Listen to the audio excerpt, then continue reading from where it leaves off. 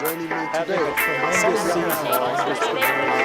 Hello and welcome to the latest edition of the Sports Box.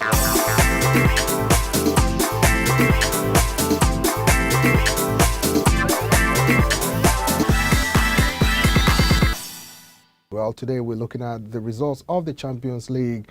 You have Barcelona defeating PSG, Bayern defeating Porto, Juventus defeating Monaco, and of course Real Madrid being given a tough time before they were able to qualify by defeating Atletico Madrid. The sports experts are here, and again, they will look at the chances of who possibly could carry the day by winning the Champions League. So, guys, were you impressed with the latest round of matches? Well, I will say there was some pretty good competition. A lot of people very unexpectedly saw Porto taking a handy lead against Bayern. Of course, that didn't work out well for them. Right. They went to sleep. The first 30 minutes of that game, I don't know exactly what was going on through their heads of Porto in that game. They scored so quickly and so mercilessly that it seemed like that you forgot about that 3-1 game almost immediately.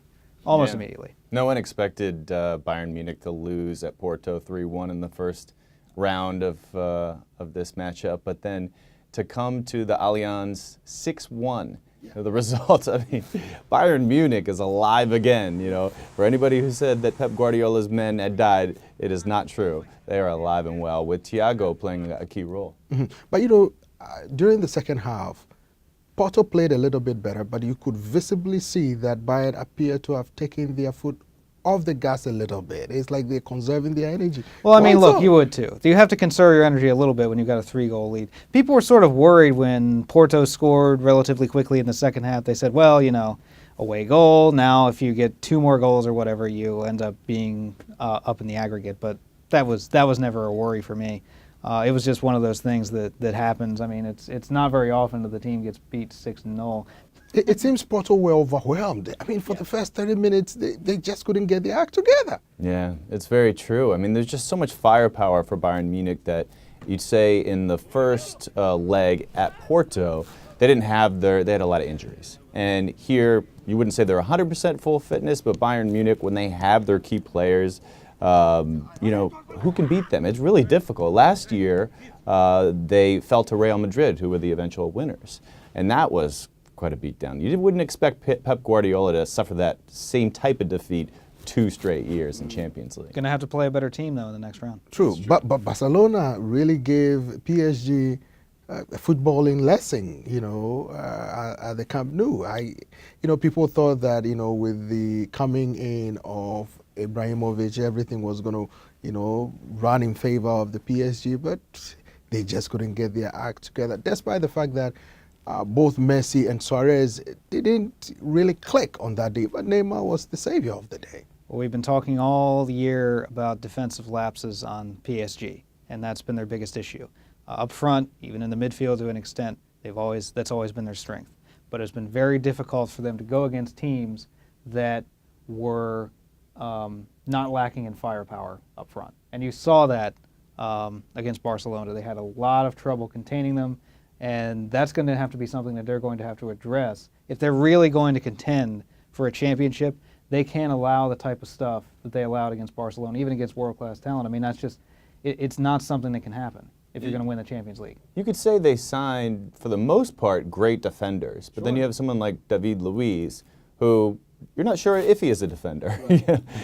The amount that he likes to go forward and the lack of discipline that he has. I mean, he's a creative player, so he's a valuable player. But is he the right guy to be at the back? Well, some people are suggesting that you could even tell at the Camp Nou that PSG were not stringing their passes well together. They were playing as if they didn't know what they were doing. They were bamboozling people back home in the Ligue 1, and now they face Barcelona. They were put under a lot of pressure. They couldn't get their acts together. They couldn't pass the ball. They couldn't even create any chances. It was like, are they playing, you know, cold soccer? Is it, you know, boys versus men? What was it? You know, I'm not sure exactly what their answer is, but I can tell you that perhaps more cohesiveness as a team is part of the issue with PSG.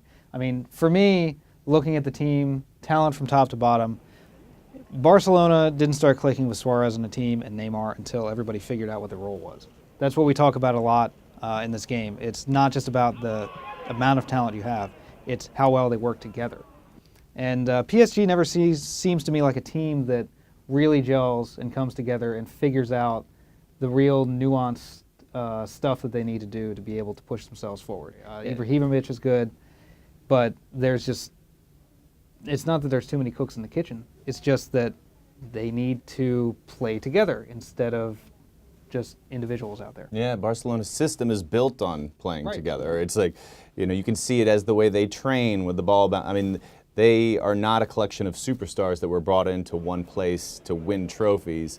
They are a system that's built from the youth all the way to the top, where you have the best players in the world, but they were only the best because they were made there, as opposed to being brought in from every other country, every other team. Well, some people say Real Madrid is full of mercenaries because they were brought from everywhere, to be put together. But anyway, thanks guys for coming. That's about all time will permit us in the Sports Box. Bye for now.